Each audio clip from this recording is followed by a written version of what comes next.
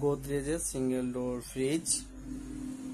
ডোর ফ্রিজটা কম্প্রেসারটা প্রথমে চালু করছি, চলছে, মানে পিসিবি থেকে সাপ্লাই দিচ্ছে, সব কিছু ঠিকঠাক আছে, কম্প্রেসারের টার্মিনালও ঠিকঠাক আছে, সবই আছে, কম্প্রেসার কিন্তু চলছে। এখানে অ্যাম্পিয়ারও দেখাবে, যেমন মানে 0.4 অ্যাম্পিয়ার নিচ্ছে। তা কম্প্রেসার চলছে, সবই কিছু করছে, কিন্তু খানিকটু পরে কম্প্রেসারের মানে আর স্টপ হয়ে যায়, আর 5 বার লাইট ব্লিঙ্কিং করে। এই দেখেন 5 বার লাইট ব্লিঙ্কিং করছে, মানে এটা পিসিবি চেঞ্জ করে দেখলাম তো সেম প্রবলেম, 5 বারই লাইট ব্লিঙ্কিং করছে, তার মানে কম্প্রেসার ফল্ট।